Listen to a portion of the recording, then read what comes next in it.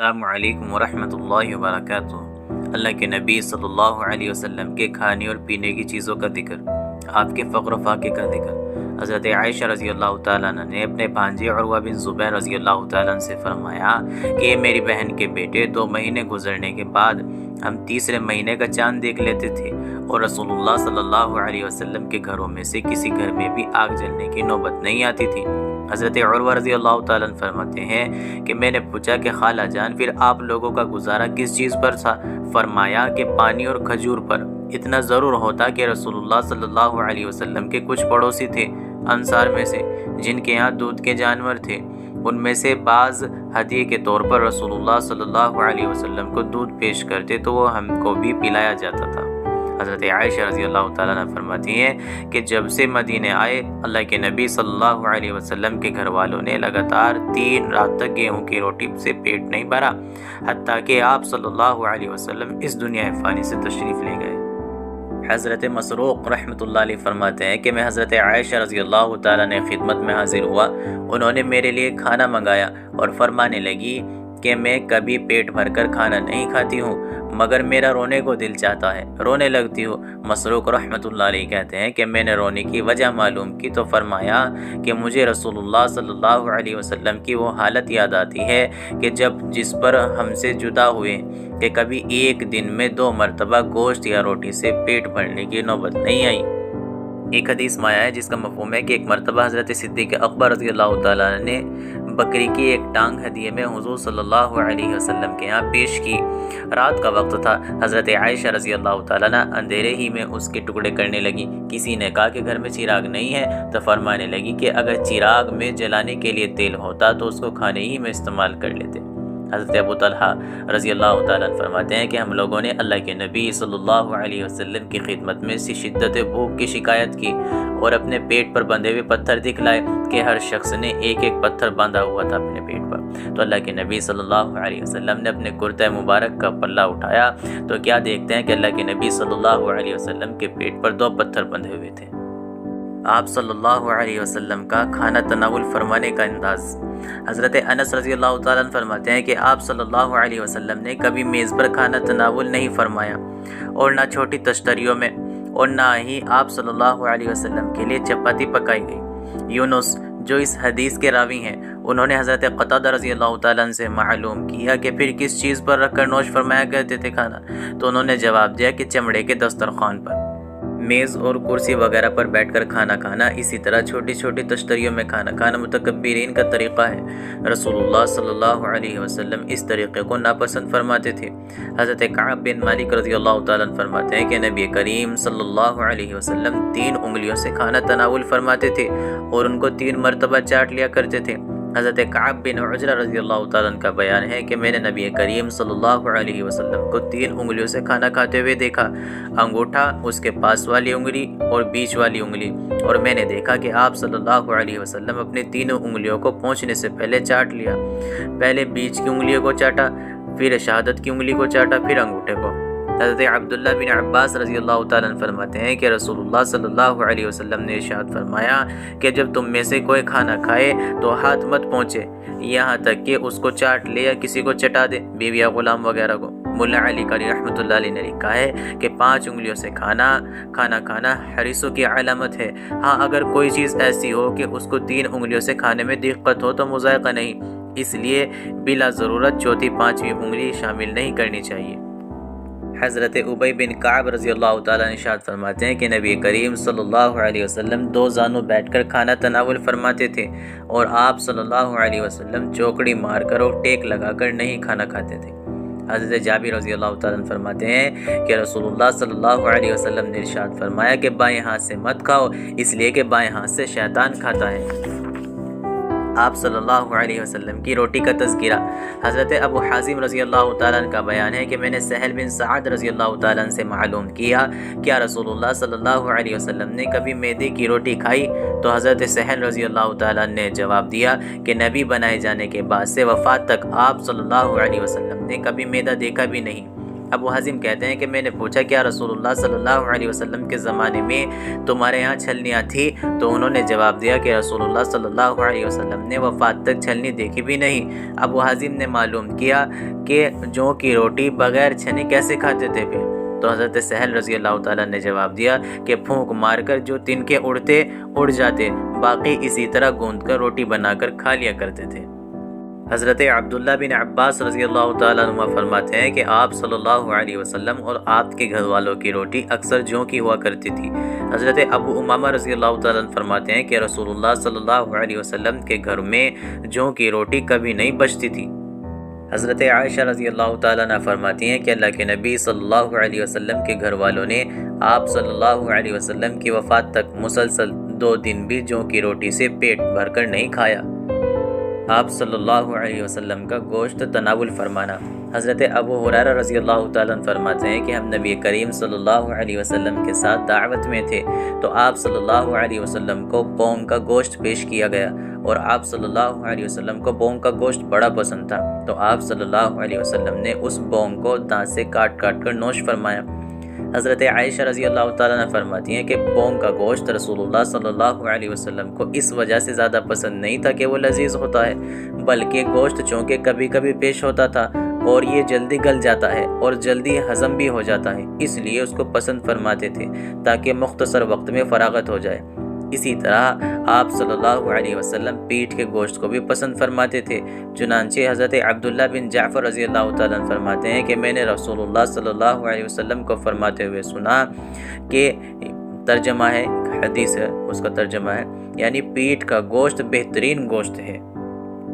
حضرت عبداللہ بن حارث رضی اللہ تعالیٰ عنہ فرماتے ہیں کہ ہم نے رسول اللہ صلی اللہ علیہ وسلم کے ساتھ مسجد میں بنا ہوا گوشت کھایا۔ حضرت عبیدہ رضی اللہ تعالیٰ عنہ کا بیان ہے کہ میں نے نبی کریم صلی اللہ علیہ وسلم کے لیے ہانڈی پکائی، چونکہ اللہ کے نبی کو بونگ کا گوشت زیادہ پسند تھا، اس لیے میں نے ایک بونگ خدمت اقدس میں پیش کی، پھر اللہ کے نبی نے دوسری طلب فرمائی، میں نے دوسری پیش کی، پھر اللہ کے نبی نے اور طلب فرمائی تو میں نے عرض کیا یا رسول اللہ بکری کے تو 2 ہی بونگیں ہوتی ہیں، تو اللہ کے نبی صلی اللہ علیہ وسلم نے ارشاد فرمایا اس ذات پاک کی قسم جس کے قبضہ قدرت میں میری جان ہے، اگر تو چپ رہتا تو جب تک میں طلب کرتا رہتا اس دیگچی میں سے بونگیں نکلتی رہتی۔ یہ آپ صلی اللہ علیہ وسلم کا معجزہ تھا، اس میں تعجب کی بات نہیں، اس طرح کے واقعات اللہ کے نبی کی زندگی میں کثرت سے پیش آتے رہتے تھے۔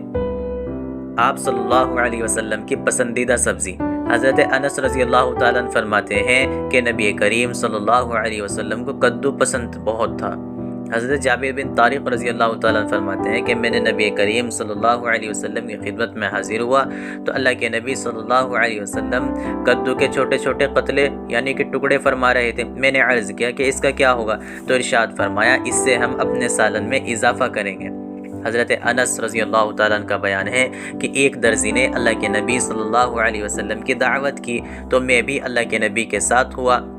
اس نے رسول اللہ صلی اللہ علیہ وسلم کی خدمت میں جوں کی روٹی اور کدو اور گوشت کا شوربہ پیش کیا تو اللہ کے نبی صلی اللہ علیہ وسلم کو میں نے دیکھا کہ پیالے کی سب جانبوں میں سے کدو کے قطلے تلاش کر کے نوش فرما رہے ہیں۔ اسی روز سے مجھے کدو محبوب ہونے لگا، یعنی کہ مجھے کدو پہلے پسند نہیں تھا، لیکن جب سے میں نے اللہ کے نبی کو دیکھا کہ اللہ کے نبی کدو شوق سے کھا رہے ہیں تب سے مجھے بھی کدو پسند آنے لگا۔ حضرت انس رضی اللہ تعالیٰ عنہ کا ارشاد ہے کہ مجھے بھی اس وقت سے کدو پسند ہو گیا۔ رحمت عالم صلی اللہ علیہ وسلم سے کمال محبت کا نتیجہ وہ ثمرہ ہے جو صحابہ کو آپ صلی اللہ علیہ وسلم سے تھی۔ صحابہ کو بے شمار محبت اللہ کے نبی سے تھی، اس لیے اللہ کے نبی صلی اللہ علیہ وسلم جو کیا کرتے تھے صحابہ رضی اللہ تعالیٰ عنہ اس کی پیروی دل و جان سے کیا کرتے تھے۔ آپ صلی اللہ علیہ وسلم کی پینے کی چیزیں۔ حضرت عائشہ رضی اللہ تعالیٰ عنہ فرماتی ہیں کہ نبی کریم صلی اللہ علیہ وسلم کو میٹھی چیزوں میں سب سے زیادہ شہد پسند تھا۔ حضرت عائشہ ہی فرماتی ہیں کہ اللہ کے نبی کو پینے کی چیزوں میں میٹھی اور ٹھنڈی چیزیں زیادہ مرغوب تھی۔ فخر کائنات صلی اللہ علیہ وسلم کے دربار اقدس میں کھانے کا کوئی خاص اہتمام نہ تھا،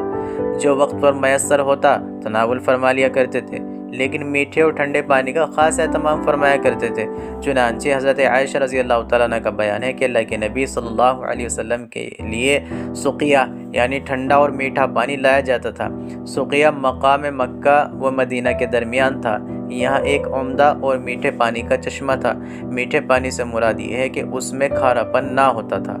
حضرت انس رضی اللہ تعالیٰ عنہ کا بیان ہے کہ مسجد نبی کے سامنے حضرت طلحہ رضی اللہ تعالیٰ عنہ کا ایک بہت عمدہ باغ تھا۔ اس میں ایک کنواں تھا جس کا نام برحہ تھا۔ اس کا پانی بہت عمدہ تھا، اس لیے رسول اللہ صلی اللہ علیہ وسلم اس باغ میں پانی پینے کے لیے تشریف لے جایا کرتے تھے۔ آپ صلی اللہ علیہ وسلم کو ستو کا بھی شوق تھا، اکثر جوں کا ستو استعمال فرماتے تھے۔ ایک مرتبہ خدمت اقدس میں دوران سفر ستو پیش کیا گیا تو اس میں سے آپ اور آپ کے صحابہ نے نوش فرمایا، اور پھر آپ نے پانی منگا کر کلی فرمائی اور پھر مغرب کی نماز پڑھائی۔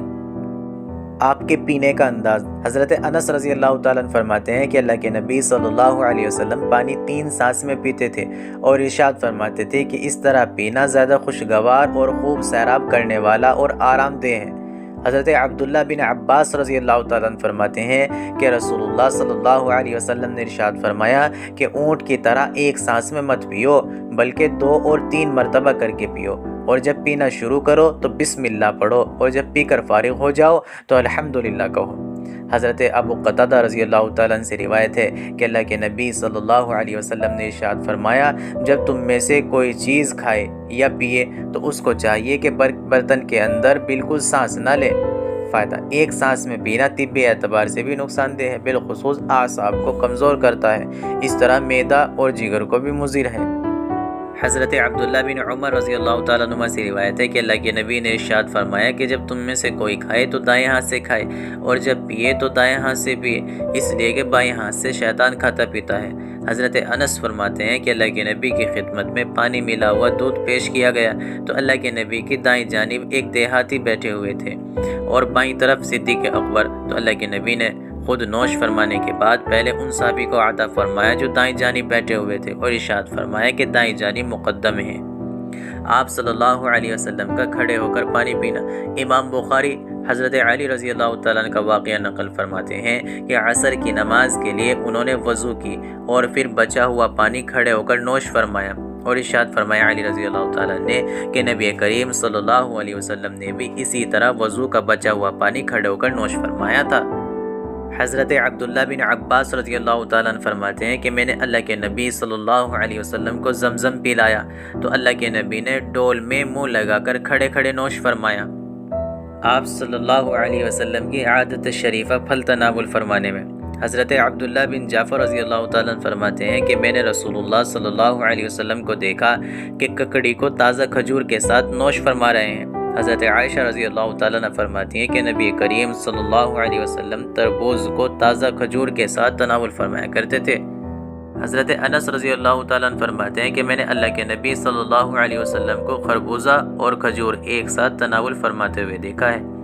فائدہ، ککڑی، تربوز وغیرہ کی تاثیر ٹھنڈی ہوتی ہے، یہ عموماً پھیکے ہوتے ہیں، اور کھجور کی تاثیر گرم ہوتی ہے اور وہ میٹھی بھی ہوتی ہے۔ ان کو ملا کر اس لیے تناول فرماتے تھے تاکہ اعتدال ہو جائے۔ حضرت عبداللہ بن بصیر فرماتے ہیں کہ رسول اللہ صلی اللہ علیہ وسلم ہمارے یہاں تشریف لائے، کھانے کے بعد آپ کی خدمت میں کھجور پیش کی گئی تو آپ کھجور کھاتے تھے اور اس کی گٹلی کو بیچ کی انگلی اور شہادت کی انگلی کے درمیان میں دبا کر پھینک دیتے۔ ایک روایت میں ہے کہ درمیانی انگلی اور شہادت کی انگلی کی پشت پر رکھتے اور پھینک دیتے۔ حضرت عبداللہ بن عمر رضی اللہ تعالیٰ عنہ فرماتے ہیں کہ رسول اللہ صلی اللہ علیہ وسلم نے اس سے منع فرمایا کہ کوئی شخص اپنے ساتھی کی اجازت کے بغیر 2 کھجور ایک ساتھ اٹھا کر کھائے، یعنی ساتھ کھانے والے کی رضامندی نہ ہو تو ایسا نہ کرنا چاہیے۔ حضرت عائشہ رضی اللہ تعالیٰ عنہ فرماتی ہیں کہ اللہ کے نبی صلی اللہ علیہ وسلم نے ارشاد فرمایا، اے عائشہ، جس گھر میں کھجور نہ ہو اس گھر والے بھوکے ہیں۔ 3 مرتبہ اللہ کے نبی نے یہی جملہ ارشاد فرمایا۔ اس سے کھجور کی فضیلت بھی ظاہر ہوئی اور یہ معلوم ہوا کہ کھجور کا گھر میں رہنا خوشحالی کی علامت ہے۔ حضرت سعد بن ابی وقاص رضی اللہ تعالیٰ عنہ کا بیان ہے کہ میں نے اللہ کے نبی صلی اللہ علیہ وسلم کو ارشاد فرماتے ہوئے سنا ہے کہ جو شخص صبح سویرے نہار منہ 7 عدد عجوہ کھجوریں کھائے اس کو اس دن شام تک نہ زہر اثر کرے گا اور نہ کوئی جادو۔ تو آج کے لیے اتنا ہی کافی، ملتے ہیں انشاءاللہ اگلی ویڈیو میں۔ جزاکم اللہ خیر الجزا و